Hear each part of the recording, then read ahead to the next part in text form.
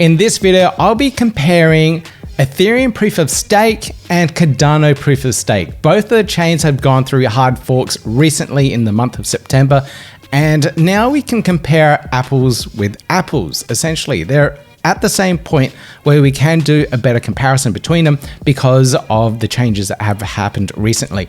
Now, this video is a presentation that I did at the local Cardano meetup here in Brisbane, Australia. And unfortunately, we weren't able to record that session. There was a lot of really good conversations out of there, but I couldn't record and stream it because of internet issues. But we had a local lawyer there that was very well versed with some of the legal ramifications around the space. And we also had a ETH validator and Cardano stake pool operator that had experience going through the merge as well with their own nodes that they had running. So it was a really good conversation, and I'll try and relay some of that information that I got out of that conversation from that night into this presentation as well. So there's a lot of really good learnings here that we're going to find out. Now, I'm trying to keep this as objective as possible. Of course, I am a Cardano stake pool operator myself, so my views are slightly skewed, but I'm trying to bring all the facts as close as possible without any bias so that we can really have a better understanding between both the chains, where they're at the moment, and what it all means, and what we can actually do with our cryptocurrency assets, our ETH and our ADA at the moment, with how the current situation is. All right, let's get into this video.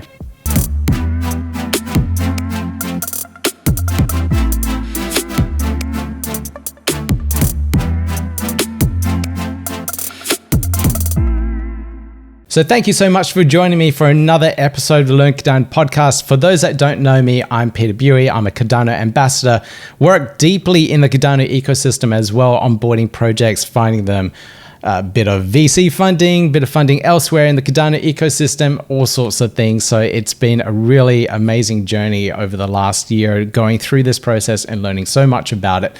Now, if you do like Cardano related content, please give me that thumbs up, click subscribe and click the notification bell, and you'll hear a lot more content from me. But like I said, this is a presentation that I did at the local Cardano meetup here in Brisbane, and let's go straight into presentation mode and kick this one off. So Ethereum proof of stake and Cardano proof of stake. Now, what I'll be going through in this presentation is a general update of where both chains are at the moment. And it's really important to get a really good overview of what has happened in the month of September. It's been a really big month. We're going to look at the nodes on the blockchains as well. So these are the points where transactions are spread out and the consensus mechanism validating those transactions. So it's that decentralized network that is operating between the both chains. And we're going to have a look at how those nodes are operated, what it takes to set one up, and what it means for decentralization of that network as well. So no one can take control of it. So we'll have a deeper look at the decentralization, where these nodes are, the service providers that are used, and if we can actually operate them on bare metal servers, that's servers at home, to make it really easy, to make it really decentralized and tamper-proof from organizations such as cloud providers. And then we'll look at staking options. So for all the people that are holding Ethereum or holding ADA at the moment, we're looking at all of the options in the ecosystem. Now, I do hold, of course, ADA because I'm a stake pool operator, but I also do hold various ETH tokens and ETH liquid ETH options as well. So I am very interested in finding those liquid options for staking, and I'll be talking about that later too. And then finally, we'll have a look at what's next on the roadmap for both of the chains, what it's going to take for reaching that point of mass adoption and having either of the blockchains being a really good solution for dApps to build upon as well. So we'll have a look at where that's at and what our options are. So let's start off first with the ETH merge. So on September 15th, 16th for me, the ETH merge happened, and it was a successful hard fork. We watched, I watched it live on the various live streams from the Ethereum Foundation, and it was a fairly smooth process. And it was really actually good to hear and listen in on some of the conversations that were happening from the teams that were actually working on there, and seeing that all fall into place. So congratulations to the Ethereum teams that were working on this and making it a very smooth transition. I know this was incredibly hard to do, moving and upgrading such a vast network of users at the moment. But that has happened, and the idea is that we've moved from proof of work over to proof of stake. So originally we were using mining cards, the GPUs that were validating the blocks on the network, solving these complex algorithms, and now it's all moved to the proof of stake, where the nodes are validators. You locked ETH onto various servers, and then having that validate the network instead. Now, this all is supposed to remove the power usage and have that stigma of that highly intensive energy usage blockchains completely removed from the Ethereum network. But that hasn't quite disappeared. It's kind of just shifted the energy usage elsewhere. And it's really interesting to actually see this fall into place and what's happening in the ecosystem around it. So one of the things that we've seen is the forking of the Ethereum chain from proof of stake, and we also have Ethereum proof of work. So this has happened in the past. We saw Ethereum fork from Ethereum Classic to Ethereum the original Ethereum 0.1, and now Ethereum 2.0. We're seeing the staking mechanism, but we have the original version of proof of work there still, and miners are still providing mining power behind it. Now, the whole idea and premise was that it will move the Ethereum chain to a greener energy usage, so that its energy footprint is dropped dramatically. And technically, yes, that has definitely happened. Has it helped the whole crypto industry? Maybe not quite yet. There is definitely moves to reduce the amount of mining power in the ecosystem, and Reddit forums have shut down. People are moving and selling their mining rigs at the moment. And you can actually see this on eBay, especially, where the listings of various GPUs have plummeted in price. And now it is quite easy to pick up a decent gaming GPU and use it for gaming. I'm pretty excited about that. And we can see here from this article from Tom's Hardware, we can see various GPU units plummeting in price. You can see the year-to-date price down by 67%, 57%, and it continues down through the various video cards that you can get. So I'm looking to pick up a couple more of these 360 Ti's, which I have, and then I'll be able to do a SLI sync setup and actually have a really cool gaming rig. So that's where I'm at the moment. Now, a lot of these miners are now looking elsewhere to mine. Now, one of the other proof of work blockchains that had a huge spike in exposure for this from the Ethereum merge was Ergo. So Ergo is another UTXO blockchain. So it's very similar to Cardano, and it was really cool and interesting to see, if we just go back to a month view here, the massive spike of mining power as it shifted to find where it was profitable to mine. So at the very early stage, right after Ethereum fork on the 15th here, we can see that mining power jump up in terms of terahash power. I think it went up to 230, 236 terahashes per second, and that was absolutely crazy. And then we can see it drop down dramatically as they realize it's not profitable to mine that chain, especially with so many people jumping in all at the same time.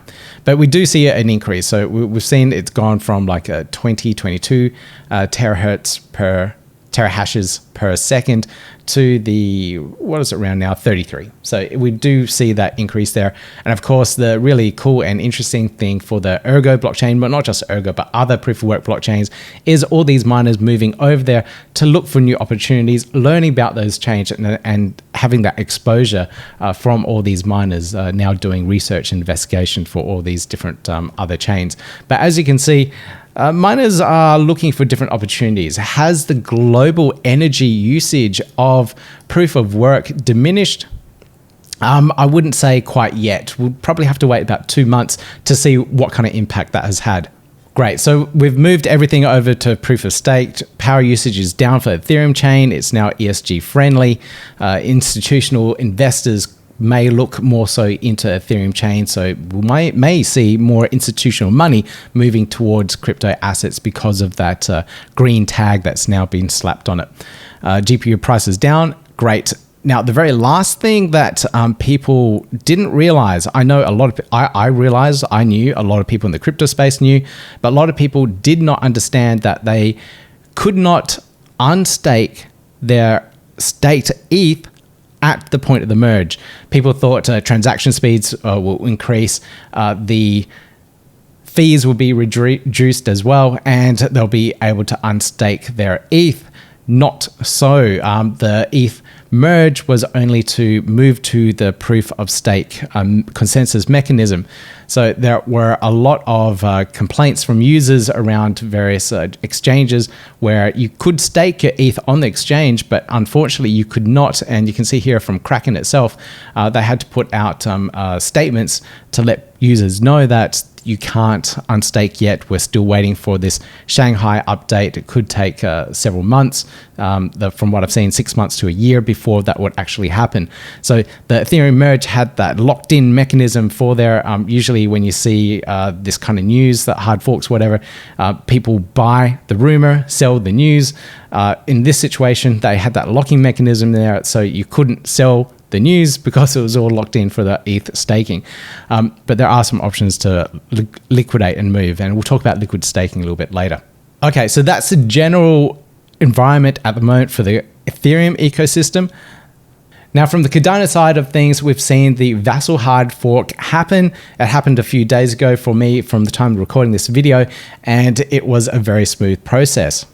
The difference with the Cardano hard forks and Ethereum hard forks, or hard forks on many other chains to be exact, is that the Cardano has something called a hard fork combinator, and that makes hard forking the chain really, really easy. It's essentially software updates. You just get validators on the node to upgrade to it, and you just set a date, and that's essentially it. It's a very smooth and easy process. This mammoth task of upgrading and having two chains and all sorts of things is not really an issue in the Cardano blockchain. It's very smooth, very easy. It's gone through 3 hard forks, and they were all very, very simple to do.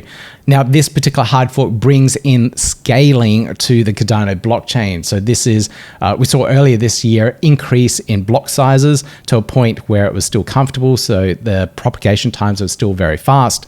But now we're seeing other Cardano improvement proposals being incorporated into that Vassal hard fork, and this has made it a lot easier for dApp developers to deploy more complex code. Now, I have some reference material here, so if you want to go through and have a really detailed understanding of the Vassal hard fork, what was included, there's an article here on Essential Cardano which breaks down all the enhancements that were included in this particular upgrade, and there are a lot of them. You can go through that.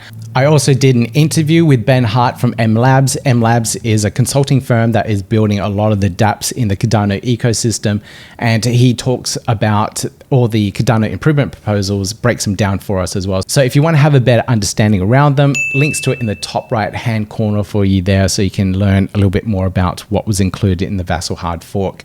But overall, you can see a massive improvement of the Cardano blockchain because of this hard fork. Now, this is a really good breakdown here. So the V1, the Alonzo era, so this is when smart contracts were released just over a year ago. Transaction fee, 1.6 ADA, transaction size, 6,573 bytes. Now, when you go to the next layer, after this hard fork has happened, you can see the difference there. So now the transaction fee has gone down by 67% and the transaction size by 92.68%. So every block that is produced on the blockchain has that size limit. And because of that size limit, you can only insert a certain amount of transactions in there per block. Now, because of all the additional changes here for the scaling of the blockchain, we now see this massive reduction of size. And because of that massive reduction of size, we are able to cram in more transactions, more smart contract transactions per block, which means the throughput, the transactions per second, have vastly increased. But don't forget that Cardano has UTXO transactions, which means one transaction can actually submit to many many wallets at the same time. This particular direct NFT sale here, where you would have royalties at the same time. So one person submits the buy, one person will get the royalties, the marketplace will actually get the fee. That can all be done in one transaction, but split off to 3 different addresses. So it's a really interesting mechanism how UTXOs work. So you can't forget that type of innovation there too.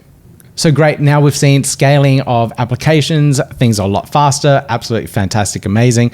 Now this also opens up DeFi, complex DeFi to actually launch. A lot of DeFi protocols on the Cardano blockchain have been waiting for this because their scripts are a lot bigger than the block size limitations, memory size limitations, and because now they have ability to reference the scripts on the Cardano blockchain, it means that they can deploy their smart contracts and be able to deploy their platforms as well. So we're waiting for maybe another month for some of these more complex ones to roll out after they finish their testing. I do know there are a couple of DEXs that have released and updated. Wing Riders is one of them. They were completely ready before the Vassal hard fork, and I believe it's all completely running in the new version as well. So please check that one out if you're interested in experiencing the new era of DeFi on Cardano. In terms of staking options, staking is continuing just as it has been. Staking hasn't changed on the Cardano blockchain. You still can stake from the various mechanisms that you may have already been staking with, but you can do it directly from your wallet, of course. It's just how it works. So now let's talk about the actual nodes itself. So if you were wanting to be an operator on the blockchains, either Ethereum or Cardano, what do you need to be able to operate those particular nodes? On the Ethereum chain, you need at least 32 ETH. Now, from some people, this is quite a barrier to entry. I'm looking at the price of Ethereum at the moment, and it's $1,326 US per ETH. So I need 32 of them to be able to actually set up a validator node on the network. Now, for some people, I think for the majority of the people, this is quite a barrier to entry. So if you want to be a node operator and decentralize the network and run one of these nodes yourself at home on your home hardware, it's going to cost you a little bit there. So you got to earn your ETH, hard-earned ETH, and we'll talk about this a little bit later when it comes down to slashing and all sorts of mechanisms there. But you can see that's quite a bit of a barrier to entry. The other barrier to entry is also the hardware resources that are needed. The CPU usage isn't so high, but the node sizes itself, if we have a look here, it is quite large. So you need, this is in terabytes, so you need this is in gigabytes, sorry. So you need at least 922 gigabytes worth of space. So essentially just under a terabyte. You probably need more because it does expand to hold the blockchain on a local validator node. So there are those hardware resources that you need to think about, as well as the amount of ETH that you need to set all this up.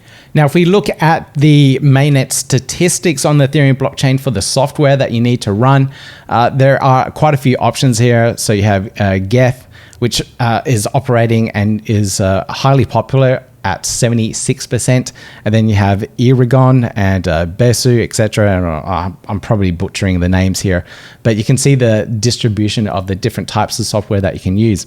Now, at the meetup, our ETH validator was using a combination of 2 pieces of software, and unfortunately, he was using the wrong 2 combinations, and it didn't work on the chain when it was switching over on the ETH merge. So it was a hard lesson that he learned that way.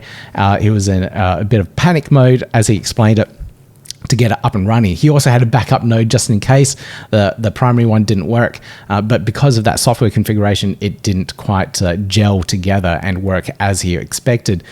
So now he is syncing the entire chain again to try and get his validator node up and running for that the proof of stake blockchain. So there's a lot of things that you need to think about when you're doing this, the cost of being able to get in, the space, and of course also the correct configuration for it. So it does require a little bit of technical skill to get up and running. So on the Cardano side of things are a little bit easier in some situations to be able to set up a node and get up and running. There is a minimum of 500 ADA to register a node. You do get that back if you deregister your node. So the barrier to entry in terms of cost, very, very low. You can also run your node. Let me just get this thing up. on these various Raspberry Pis. So I originally set up my validator node for the Cardano blockchain on one of these. Well, I cut a couple of these. I've got 2 of them. I've moved more recently to the cloud just for reliability sakes. And I don't like running them at home. If the internet cuts out, then the node goes down. So there's issues around that. So I'm running it all in cloud now, but it's more than possible to run on those Raspberry Pis. You can also do that in the Ethereum ecosystem. And I'll show you some photos of various validator nodes that are set up like that. So the barrier to entry is that little bit easier, I believe, on the Cardano ecosystem. Now, the hardest thing to run a node in Cardano is the delegation that you need. So it's very different. So Ethereum, you need that 32 ETH. That is your own ETH, and you lock it onto that server to validate the network. It's no more, it's no less. It's just that 32. So that's why we see so many validator nodes. It may be one person running a couple of hundred validator nodes because they have a lot of ETH, but because of that setup, they can do that, and might be one person running a couple of hundred nodes because of their accumulation over the years. On the Cardano side of things, they have a higher threshold. So there's a minimum of obviously 500 ADA to register your pool, but in terms of delegation, people pointing their wallets to your pool, they have that upper limit. I think it's 67 million ADA at the moment. So you can get up to that point. Now there's a lot of complexity around the limitation and what happens when you go over that validation limit, and the pool starts reducing the amount of rewards that it can earn. So it's not dramatic. It's like, 0.2, 0.3 every couple of million over it. So it's not huge, but it is something to factor in when you're setting up a node.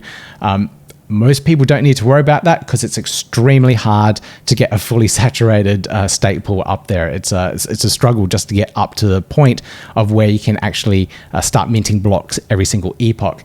Now, on average, it takes about 1 million to 3 million ADA delegated to a pool to actually mint blocks consistently every epoch. Now, because of that, a lot of small stake pool operators find it very hard. At the moment, there's about 3,100 stake pools on the Cardano ecosystem, and I'll just pull up some stats here. So this is from C Explorer. You can see here, this is some on-chain stats over the years. So down the bottom here, we can see the epochs. That's every 5 days in the Cardano ecosystem. And then as we go through here, we can see where we're at. It's pretty much plateaued over the last year in terms of the number of stake pools and the number of stake pools that actually produce blocks. It's pretty stabilized. But we can see here on the very last epoch, there's a total of 3,187 stake pools. And out of them, 1,134 stake pools are actually minting blocks on a consistent basis. And that's a ratio of 35.6%. That's just how the blockchain is at the moment. If you can get that delegation to your stake pool, then you will be able to mint on a regular basis. Now, we do have a whole bunch of stats around the pools as well, and I'll talk a little bit about this later, but this is choosing a stake pool is a whole different other thing, whole different other topic. So in the Cardano ecosystem, if you were going to set up a stake pool, delegation is your hardest thing. There are smart contract delegation methods as well. Some projects are running that, like matchmaking services between various projects that have a lot of ADA. Maybe they're building something on the Cardano ecosystem or an NFT project, and they manage to get millions of ADA, and they work out relationships with stake pool operators so that they can earn a little bit of more rewards for their staking. So there's mechanisms like that. There's also Conclave as well, which is a whole white paper around multi-owner delegation, multi-owner stake pools, and getting a lot more delegation around it. So multiple stake pool operators can operate one stake pool and gain delegation as a collective, as opposed to fighting each other for delegation. So there's a lot of mechanisms around there. So as the industry improves, there will be more things around like this so that small stake pool operators can actually operate and gain that delegation. In terms of node size and resources, very, very small. You need a 16 gig at least memory on your cloud compute operating system. You can run it on a 4 CPU environment. You probably do want some more because it just gives you that little bit more space in case there are spikes in resource usage. And you need about 80 gig worth of hard drive space at the moment. Of course, that increases over time as the blockchain increases in time as well. So making sure you have enough buffer there too. But in terms terms of resource size and footprint size, it is quite small compared to Ethereum chain at the moment. So what about decentralization of the network? Let's have a look at the Cardano ecosystem since we have it here already. Now, the distribution of ISPs. Now, this is always a worry because at any point in time, it says ISP here, and it's confused me. Cloud service providers. Any of these cloud service providers can turn around and say, we don't like crypto and we want you all off of our servers. And Amazon is currently holding 33% of the Cardano nodes at the moment. Hetzner, which is the more worrying one, holds just over 11%.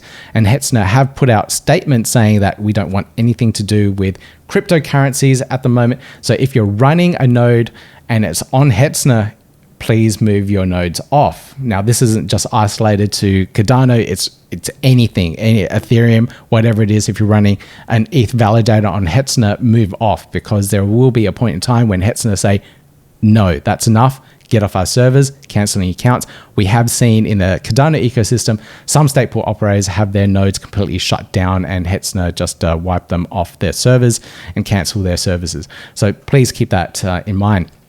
The other really important thing to come into play here is the dominance by country of where the nodes are. You can see on the map here on the Cardano ecosystem, there's a high concentration in the US and in Europe.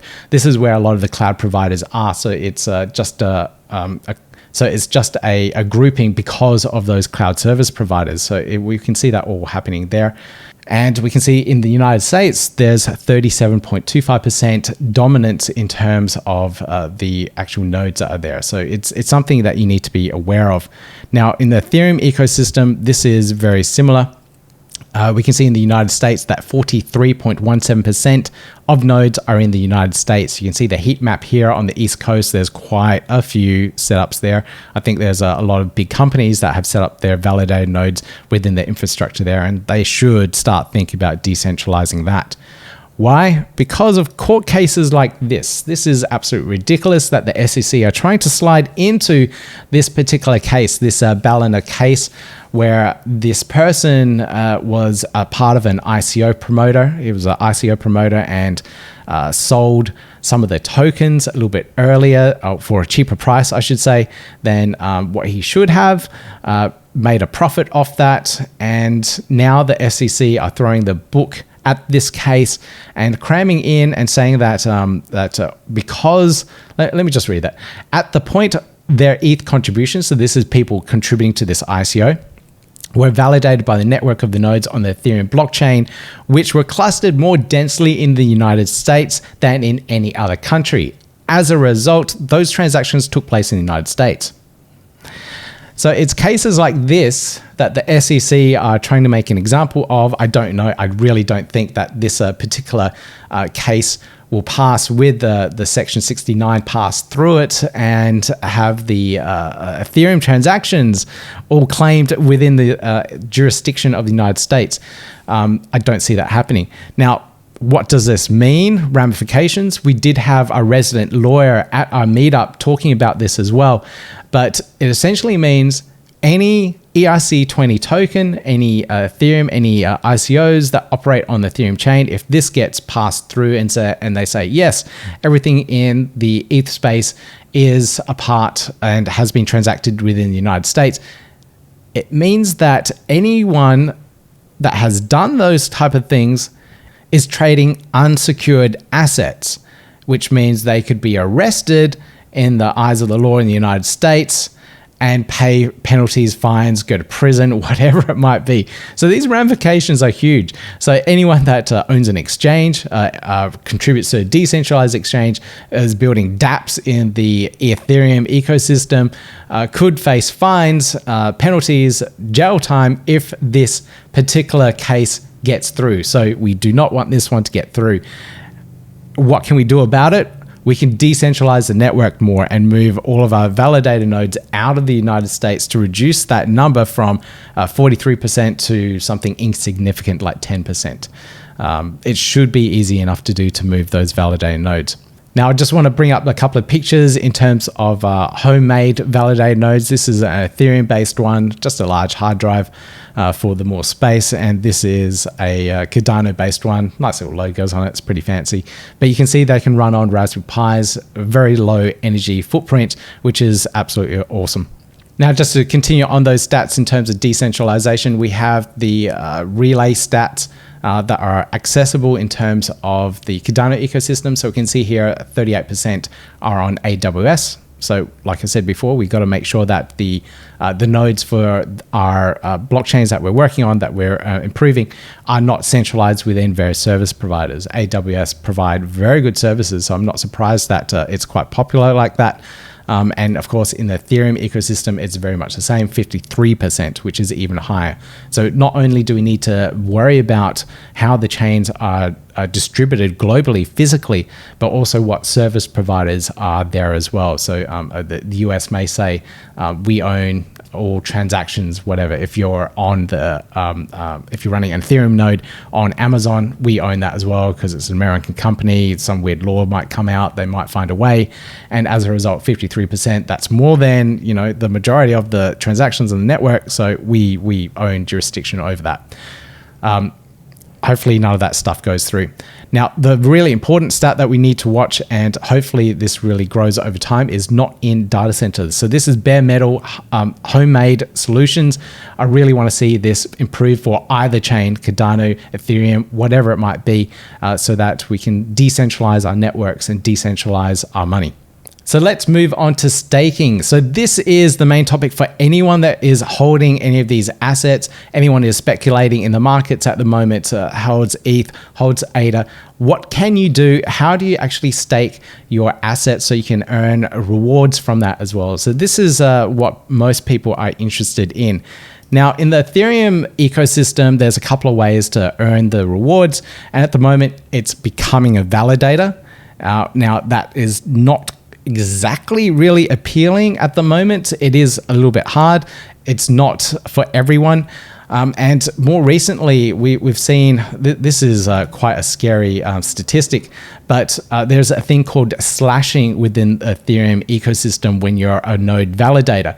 Now, this is all fine. This is a mechanism to protect the Ethereum blockchain itself. So if you're running a doppelganger validator, people have these doppelganger validators just in case their main one goes down. So if the main one goes down, you can switch to the secondary one. So that way you don't lose your rewards for validating the chain.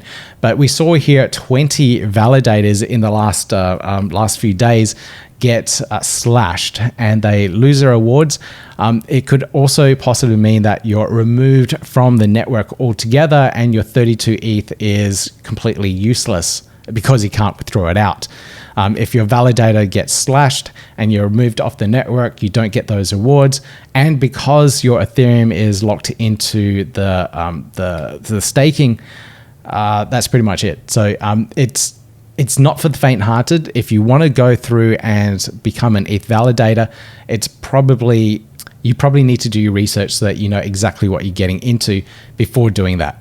Your other option is to stake on exchanges. Now, I know, I can't believe I'm actually recommending this, but when you stake on an exchange, it is by far the easiest option. You have your ETH virtually owned ETH within an exchange. And when I say virtually, I'll explain that in a second.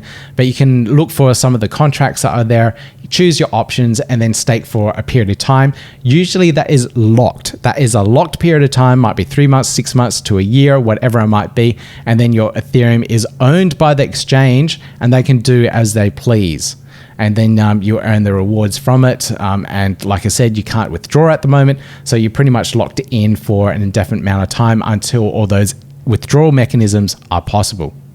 So I can't believe I'm recommending exchange staking at the moment.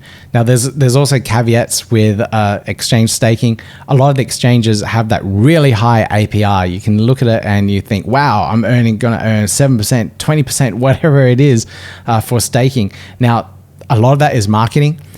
Some say, yeah, we'll let you stake and earn at 7 or 8%, but it's limited to 1,000 US dollars of a particular asset, and it's only for 2 weeks. After that, you're locked into the contract for the regular price, which might be like 3% worth of returns, which is really average for the market. So please keep that in mind.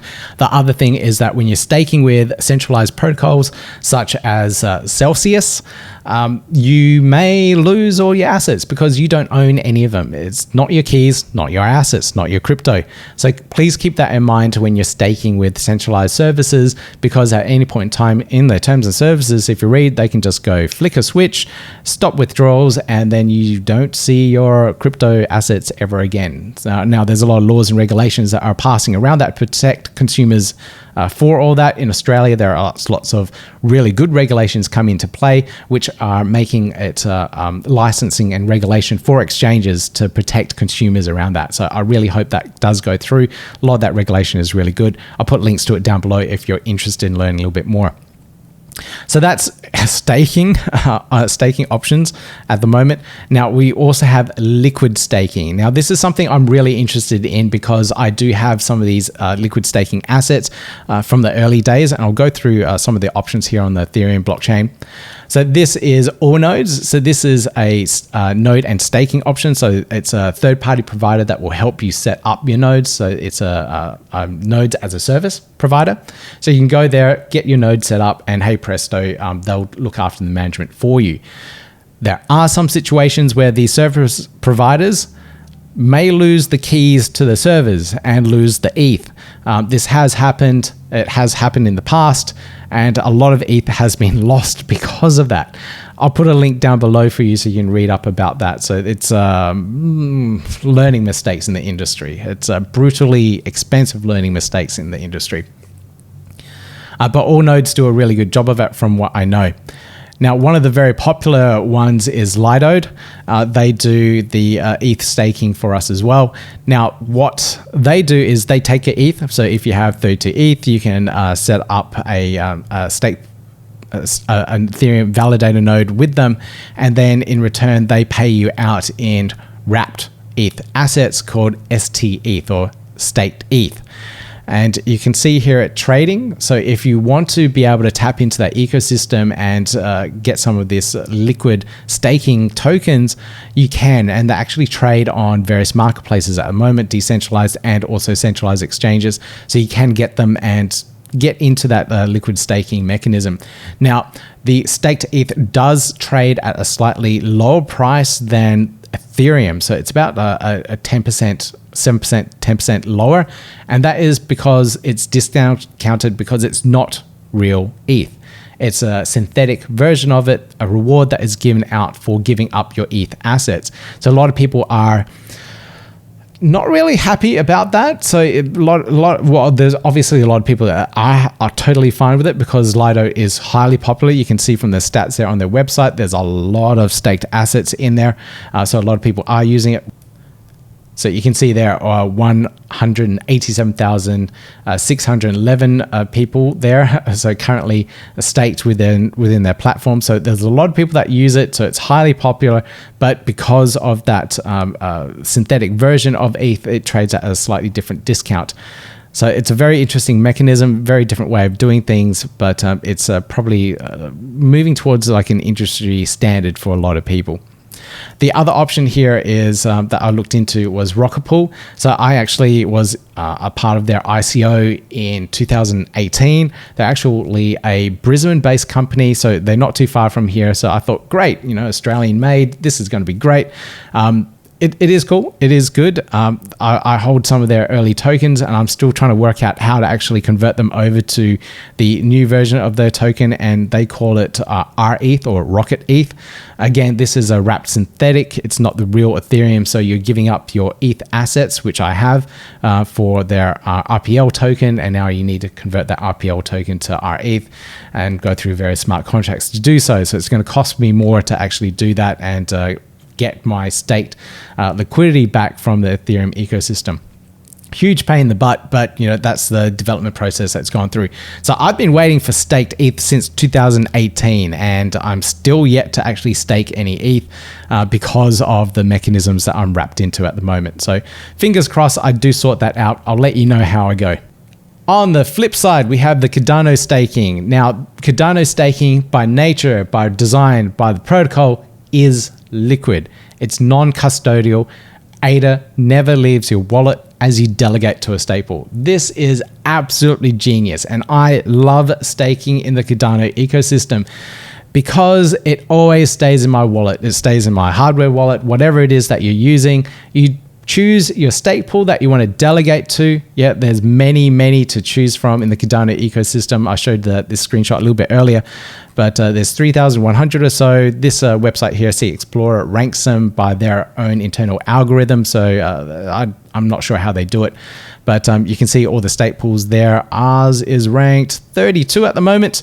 There's a couple of things that you might want to look for. Single stake pool operators are a good thing for the ecosystem because it means it decentralizes the distribution of the network.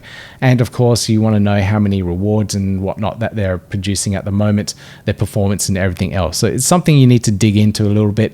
But a lot of these stake pool operators in the Cardano ecosystem do some fabulous stuff, create awesome content, help users in the ecosystem, onboard people. They do all sorts of amazing things for the Cardano ecosystem. So whatever you choose, please engage with the operator, and they're all real people, they're all real businesses, so you will be able to talk to them and find out a little bit more about what they're trying to do for the Cardano ecosystem.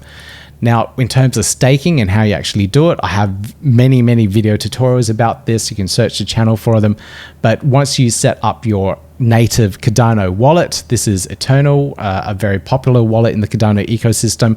It's a little bit more complex for some users, but you can just go in here, click on staking from the top menu up there, type in the pool that you want, it will come up, click delegate, sign the transaction for it. It will cost you, if it's the very first time, it will cost you 2 ADA to register your wallet, and then the transaction cost, which may be 0.6 ADA to actually delegate your wallet to it. Now, like I said, your ADA never leaves your wallet. This is true liquid staking. It never leaves your wallet. You point your wallet to that particular stake pool. That pool becomes the validator for the network, and you can move your assets in and out. So if you predict there's going to be a market crash, you can exit your liquidity on exchange back to fiat and move it back in whenever you're ready. You can buy NFTs at any point in time. You can do whatever you want with your crypto assets, your ADA assets, I should say. So it makes things absolutely amazing. It makes it really cool and easy to stake within the Cardano ecosystem, and I absolutely love that mechanism. Of course, you can also stake on exchange, just as you do with Ethereum. You can stake on exchange. Just keep in mind, not your keys, not your crypto. Of course, exchange can lock things away at any point in time. There are smart contract staking options as well. So if you're providing liquidity to a decentralized exchange of some sort, you can actually have that ADA staked and earn your ADA rewards, as well as earning all of the liquidity provider rewards as well. And I'll just pull up one of my favorite ones here. So this here is MinSwap, a decentralized exchange built on Cardano. And you can see here, when you're providing liquidity for any of these liquidity pools here, you're earning the Min rewards and also your ADA rewards in there at the same time, because you provide liquidity in those pairs. You provide it as Min tokens and you're providing it as ADA tokens. That ADA is staked by the protocol and you earn those rewards back. Cool, amazing, double yield. You're earning the Min rewards and your ADA. Now, there are some pools in the Cardano ecosystem where they're actually tripling your yield rewards, and ones here like NMaker and CNETA, Hosky even. They give you those options, and Yummy at the end here, they give you the options there to earn the Min tokens, which is the token currency of the DEX, ADA rewards because you provide ADA liquidity, and also NMaker tokens because they're doing token distributions through the platform too. So really cool mechanisms there to earn all that boosted APR through the mechanisms, through the decentralized exchanges and smart contracts. Very different to what you may see in the Ethereum ecosystem, where you only be earning the liquidity provider rewards in there and not earning extra yield on top of it because it's not possible.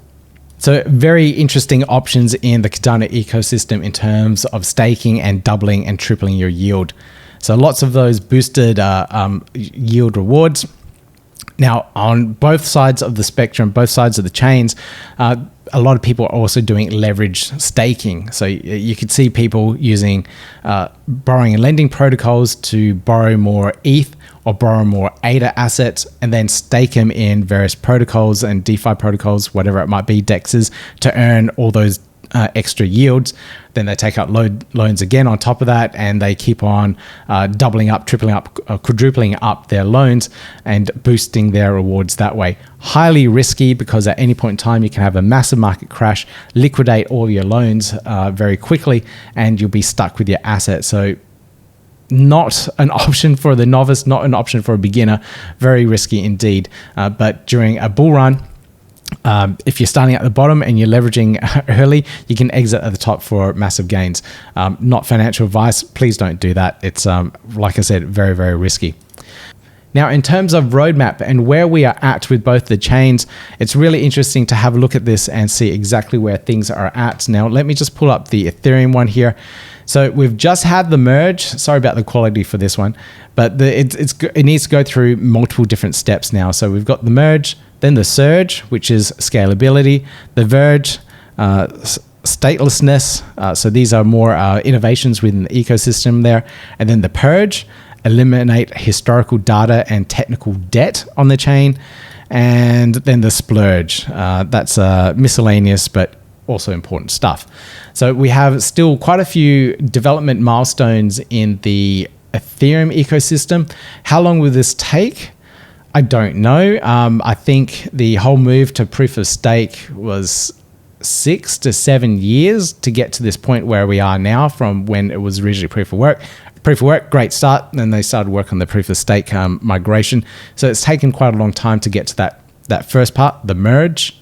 Where we go, back up to the top, the merge. So we're going to see scaling and everything else come later on. There is a lot of work in terms of scaling on both chains.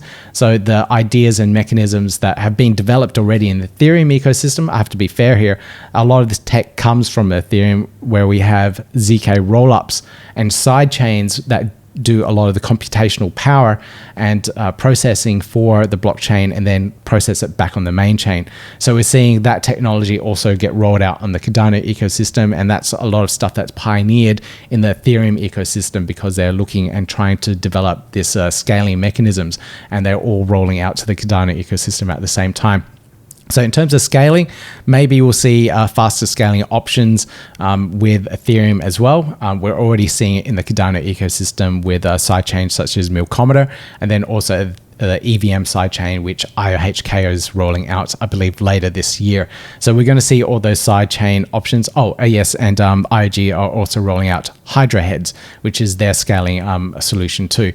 So there's a lot of scaling going on. When will Ethereum move into the scaling ecosystem and move and add on some of these extra things for scaling? Not entirely sure. I think a few of them have started, but not as prolific as the sidechain on Milcometer, which is launched on the Cardano ecosystem. So in comparison, we can look now over to the Cardano roadmap. So there's only really a little bit more left on the whole timescale and roadmap here on the Cardano ecosystem. So we do have smart contracts, which came out only last year. So a major criticism of the Cardano blockchain has been, where are the smart contracts? Where are the dApps? What can you do with it? And it's been a long time before that actually got rolled out, but that finally has rolled out, which gives the blockchain a lot more utility. And that happened last year in 2021. So there's a lot of criticisms around that. And of course, now we have the scaling, which is going on in 2022. Now, because of the hard fork combinator, it's made this movements through the different hard forks a lot easier. And I do really, really enjoy the moving over to the next hard fork eras. It's been quite flawless as it is. But as you can see, there's only probably tweaks that need to be done to the chain now to make smart contracts better and scaling better. So scaling is going to be a really big, important thing over the next year as well. So I believe 2024 will be more scaling.